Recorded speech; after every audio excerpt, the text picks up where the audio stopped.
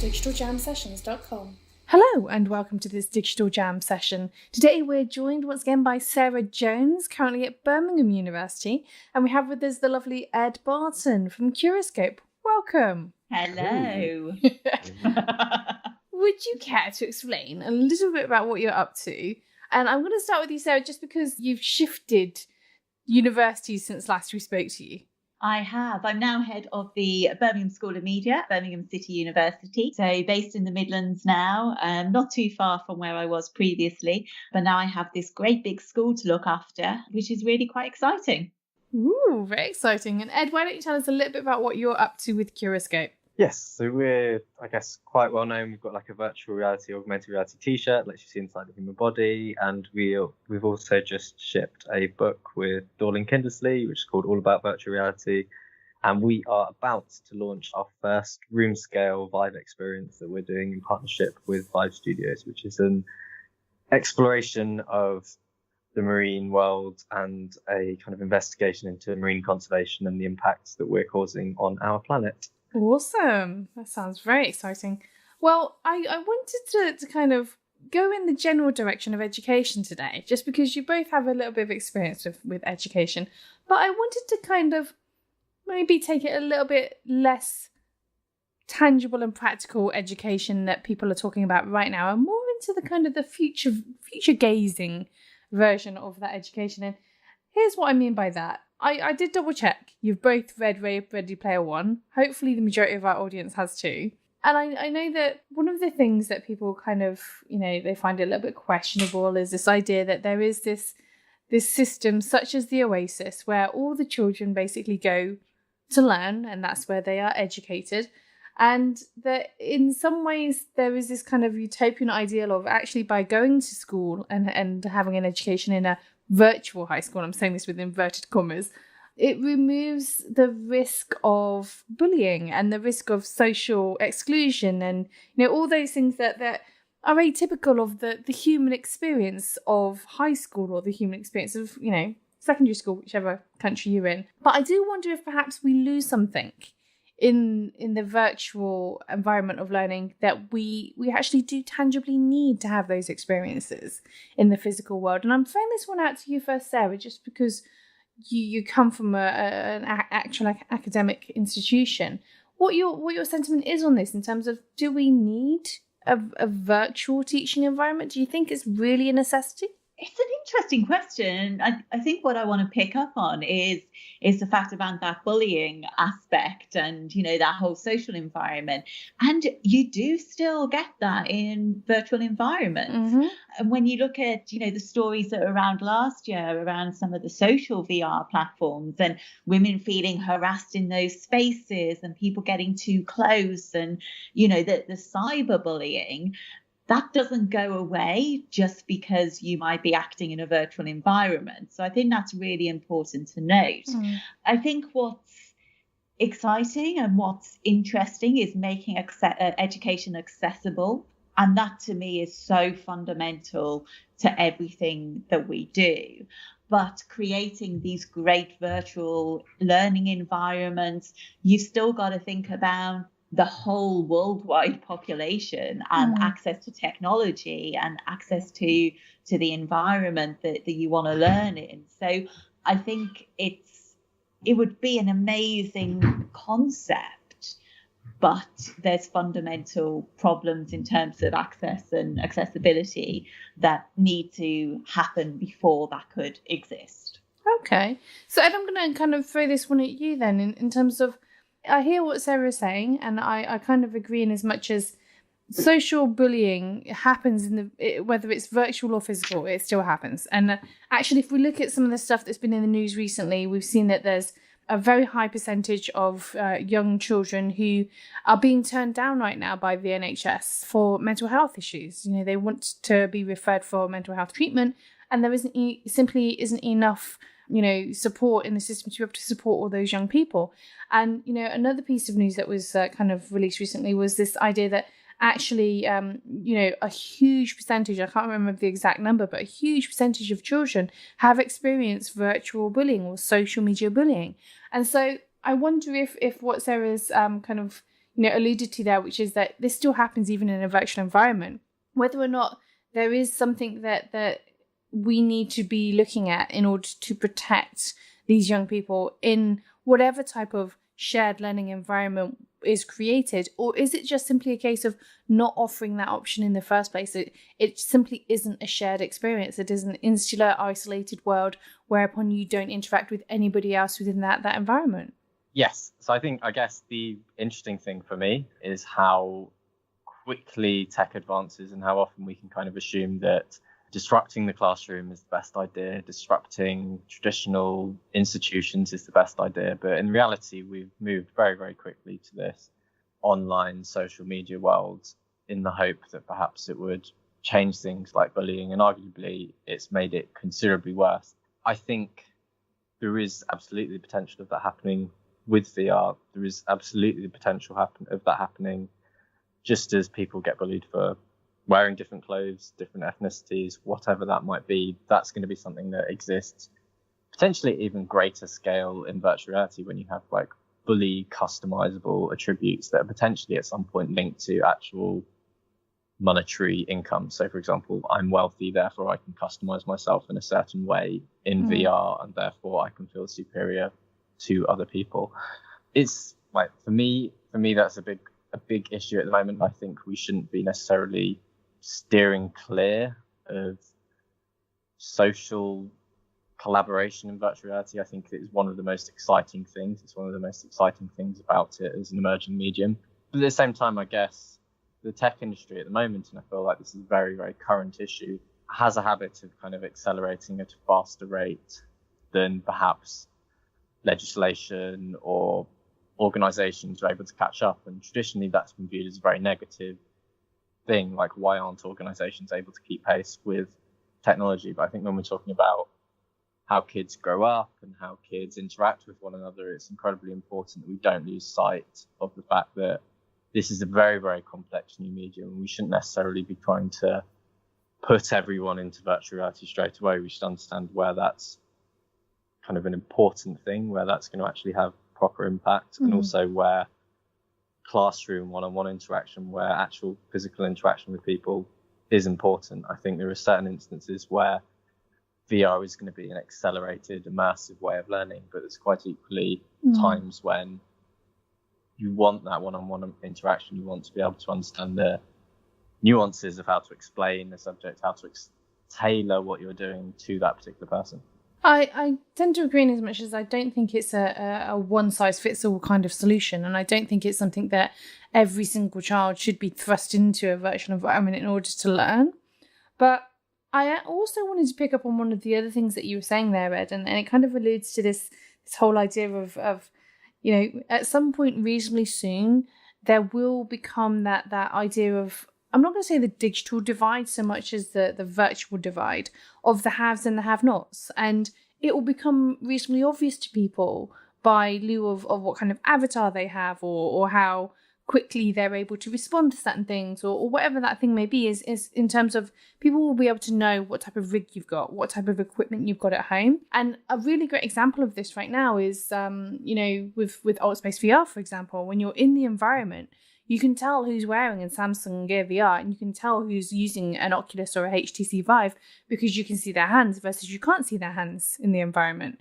And so is there going to be perhaps a cultural attitude within these virtual environments, irrespective of whether it's a learning environment or just merely a social environment for virtual reality, where there is a little bit of a kind of a judgment, if you like, based on just how fully immersed you are or how good your rig is and how good the technology is that you have that can access the equipment? I'm curious what your thoughts are on that.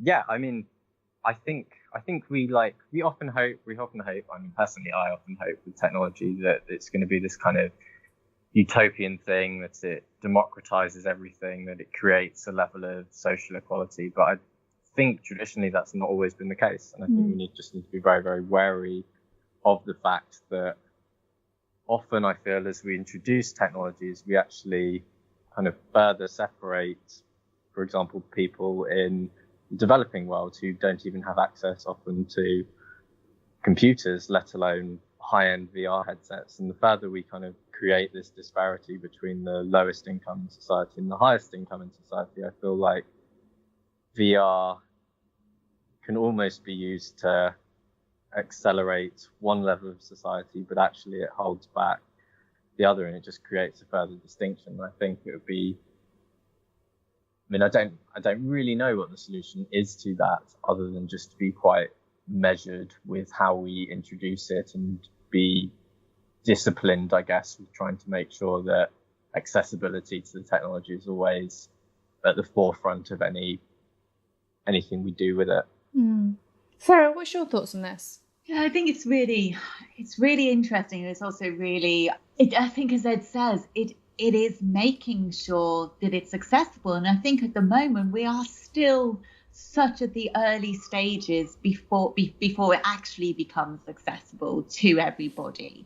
And, you know, when you look at the numbers of users and those engaged with the medium, you've still got the highest proportion around mobile VR, around cardboard headsets that people may have bought or been given at an event. And you can still do great things with that, but you do have that snobbery, I guess, around what you use. I have a Rift, I have a great computer that runs it, but I'll still use my mobile VR because it's a lot more easier, it's accessible, it's quick, it's great to get on, it's great to do demos, but I do have the luxury of having other stuff as well.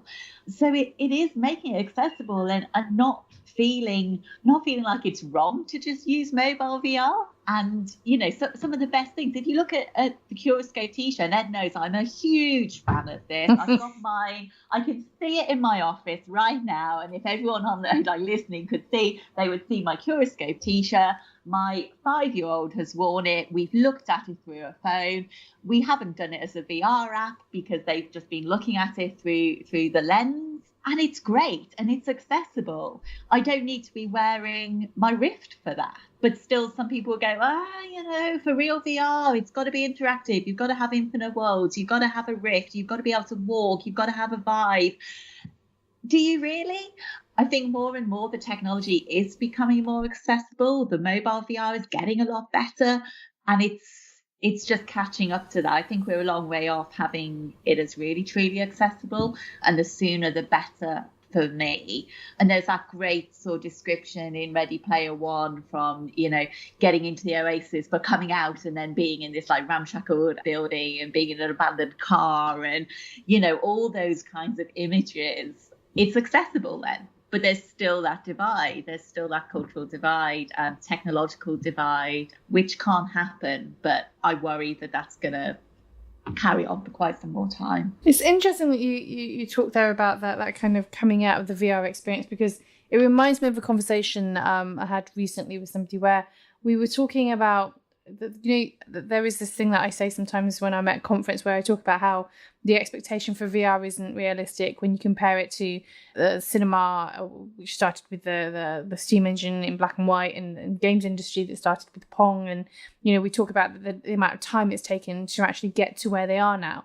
And the person that I was speaking to was like, I actually find this really interesting because you mentioned the example of getting from a black and white steam engine to Avatar, the movie. And with Avatar the movie, this great new 3D technology was being utilised by the director from the ground up. It was part of the development process. And so it wasn't like one of these things that was being slapped on the end of the movie. It was actually intended that you saw this movie with this technology because it enhanced the experience. And the thing that this person said was, I heard a story about how when people left the cinema, they came out really depressed. And I was like, why would they come out of that movie depressed? And he said, well, because they had just seen something so beautiful and so amazing, and they wanted that to continue. And then when they came out, they came out into the real world, and it was a depressing, dark place. And, you know, there was this comparison that this person made of, isn't that what it's like with VR sometimes, where you're in this magical experience, and then you take this headset off and suddenly you have the real world, and you're just like, is this it? Is this all I've got?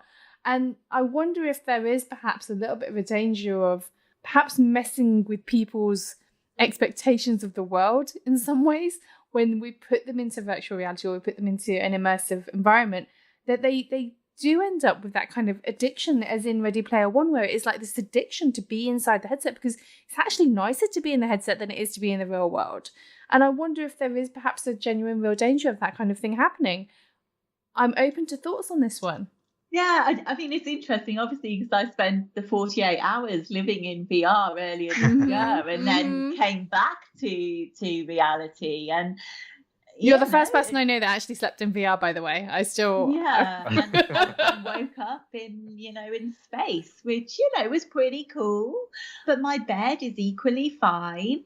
Yeah, it's quite interesting. I don't know. I think I can understand that. But it is the same as when you're watching a film and you're fully immersed in a film, maybe. And I remember watching The Shield one day, and I watched the whole season, the whole season in one day. I don't know if you watched it, but it's insane. And I was so fully immersed in it that I was dreaming that night about it. And then I was like, oh, actually, I'm in Wales and I'm so far away from kind of the criminal underground in LA, but that's okay. So I think, sometimes the mindset might be a bit like that, but it soon is, I don't know. I'm not sure where I really stand on that. What's your thoughts on this, Ed, in terms of this idea of we are in danger of creating such a perfect virtual world that nobody will want to leave it? Yeah, I mean, I think one of the things to remember about Ready Player One is that it's a dystopian novel and that you have this kind of perfect thing called the oasis, but when people go back to reality, it's pretty awful. It's pretty grim. Like, you're in a burnt out car, the world is being destroyed, etc., etc. I mean, I think VR is just an extension of what we know before. Like you say, that people have had that same reaction from Avatar, so I don't necessarily think that this is something that's specific to virtual reality. It's something that's obviously being advanced by virtual reality.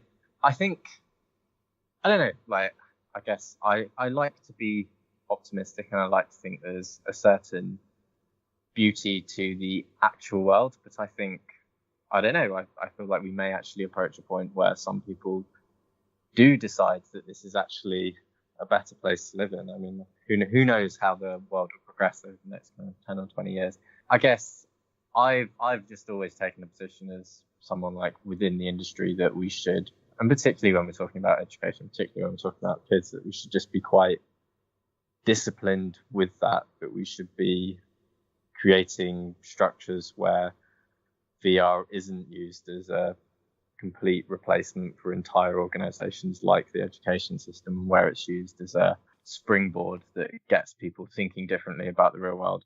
And maybe that's a very utopian view of the world, but I like to maintain it, and I like to kind of maintain a BDI, I guess, on the other side of things that's happening. Like, how can we encourage engagement with the real world? How can we stop people purely existing in these spaces? Because you're right, like, I think I don't know how valuable a thing virtual reality is going to be if it just replaces our actual reality, but I know that if it augments our actual reality, if it can enhance our actual reality, it can actually make a huge difference to how we think about the wider real world. Okay. I think it's also really important to, I don't know, why are we just trying to create, I'm sorry, I'm going to go off on one now. Why are we just trying to replicate what there already is? And you know what I'm like. I like to change everything and really, play and experiment and do something different. But I was reading the piece in the New York Times. We were talking before about Jaron Lanier, and he was talking about virtual reality. It was in the New York Times, so last week, I think it was. And he was talking about pornography in VR. And he's like, why are we just doing something like that? Why aren't we really trying to do something different that's exhilarating and new and experimentational? Why are we just trying to do what's out there? So why create the perfect version of our world? Why not just build a new world? That's my thought for today. No, but I kind of see where you're coming from, in as much as I do think there is a limitation to the creativity that is being applied to the application and the use of VR, in as much as it is very much a case of people replacing existing needs and these assumptions that, it will work and operate in the same way as something else that's gone before it. And it's like, actually, there is scope here to do something completely different with it and to apply it in a completely different way. And I am kind of curious, just kind of going back a little bit to one of Ed's points about, this cautiousness that we need to have when we're dealing with young children and education. And I kind of want to broaden that out actually to just generally the mainstream population, because I do I know I rant about this when I'm at conferences and things, but I do talk a lot about how we are very much at the front edge of this industry because we work in this industry. We're making decisions now that ultimately the mainstream population won't have any choice or won't have any say in those decisions, because they will just come along to this technology in maybe 5 or 10 years' time, and we'll have already made all the decisions by then. And who is being the guardian for that audience, for those young people, and especially in education, where right now it doesn't feel like there's anybody particularly applying any specifics around guidance or best practice when it comes to the ways that you can teach a child in a virtual environment. So, for example, what's stopping somebody from creating a mathematics application in VR where, all of the mathematics is done with branded content like bottles of Coke or, bags of KFCs or whatever the thing is. But you get my point here, which is what's to stop somebody from making those big brand deals and creating that kind of application? And then we're thrusting this, this environment onto children where it becomes the norm. It becomes the accepted norm to be surrounded by these types of commercial messages. Yeah, I mean, I think generally heavy commercialization of the internet is probably one of the biggest problems that exists today. Like we see this go on YouTube Kids, for example. There's a big thing at the moment around YouTube Kids being purely delivered by an algorithm. The things that it throws up are often really wildly unsuitable for the actual audience that it's going to. And Facebook and Google and YouTube more generally are, in my opinion, saturated with commercial content. And there is very little ability, I guess, for things to get through. Journalism at the moment, a lot of journalists are surviving purely through commercial content. You've got influencers on YouTube and Instagram, and they're purely commercial arrangements. And you actually start to lose this idea of authenticity in the world. And I mean, I don't know if there is. I mean, there will be an answer, but certainly I don't think there is anyone that's really stepping up to the plate. There's no real arbiter of quality going on at the moment, because I certainly don't see that in the internet as it is. The internet has not necessarily been policed in that way, and it's very, very hard at the moment to discern what is promoted versus what is not, what is real versus what is not. We had one of our things that we're showing, which is augmented reality, and it was marked as fake. So you've got this kind of weird, grey, confusing area where even things at their core, like augmented reality, that are kind of like this magical new thing, some people perceive as fake, some people perceive as real. And yeah, I mean, I feel like it's probably the internet's greatest challenge is how do we actually create some kind of structure there? Because as far as I can see, there isn't really any control mechanism going on anywhere.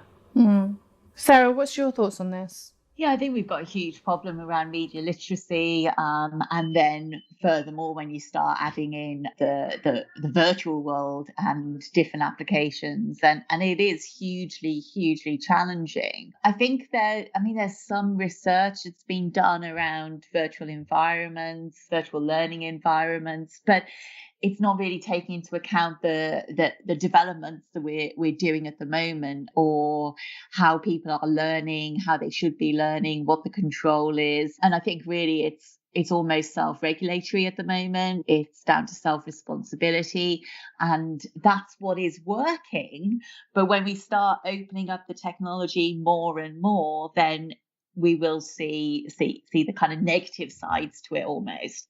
So yeah, I think it remains a challenging issue. It's one of those things we've been talking about a lot in terms of the general applications for VR and in films and in horror, for example. How much should we be trying to scare people when producing a 360 horror film? We don't know the impact for post-traumatic stress, for example, when you're experiencing something and you're so much more immersed in it. is it right to then really make people terrified? How long are they going to carry that weight in their mind? So all of those things are just not really being covered at the moment, which it is worrying. It is concerning. Who knows when that will happen, but certainly more needs to be done. And it's down to self-regulation, I guess, at the moment. Okay, so I'm curious then to understand from each of you, really, what do you think is that one thing that needs to change? Be that a cultural thing or a technological thing that will just help to kind of push forward, specifically education and academia within the context of immersive technologies. And I'm going to start with you, Sarah, because you've been on the show before. I'm going to say really placing the technology in everybody's hands. By that, I mean, 360-degree cameras in the hands of 15-year-old kids, they're going to change how we use it.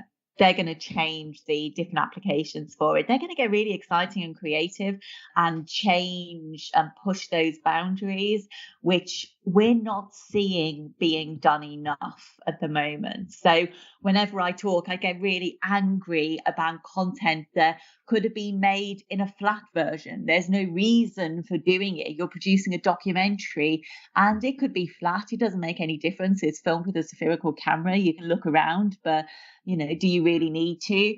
Let's try and really change the way the technology is used, and things will then appear in a much better way, pushing the boundaries of this medium that is amazing. Immersive technology is incredible, but people are being quite lazy and safe with it. And I think by putting the technology in everyone's hands, we might get to see something a little bit different. That doesn't really help education so much. But I think for education, it's the accessibility factor. It's things like Curascope with their T-shirt. And I haven't had the book yet, so Ed, please send me one. But CoSpaces as well is a brilliant platform that's accessible and gets people engaged in every stage of that process, from the creation to understanding things. And then you can see VR being used for all aspects of education. So we're starting, we're getting there, but still a lot more needs to be done in terms of accessibility and then pushing the boundaries more. Okay, and Ed, what's your take on this? I guess my take is just time, really. I think that we've kind of got into this odd expectation, perhaps, where we expect new technologies to come along and completely reinvent everything. And I don't think that's ever really happened in education. So I'm not sure why we expect that of VR and AR. I think what Sarah's saying is completely true. I don't feel like in the medium of VR, AR, XR, we have really seen people treating it as something new rather than just what we knew before in virtual reality.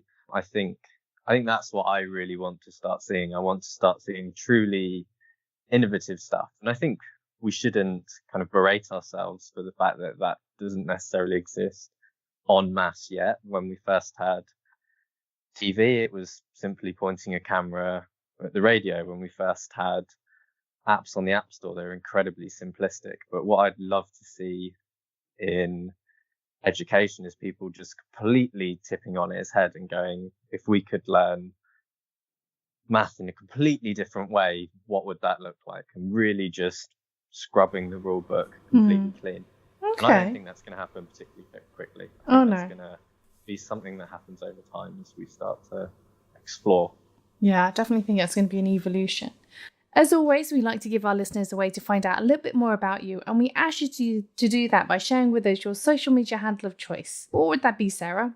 Mine would be my Twitter @virtualsarahj, where all this week I'm tweeting a lot about our Google Digital News Initiative funded project, which is around VR in education and taking school children into the Coventry Blitz. And Ed, what would your social media handle of choice be? My social media handle of choice is @Ed_Barton, BARTON, on Twitter. See me there.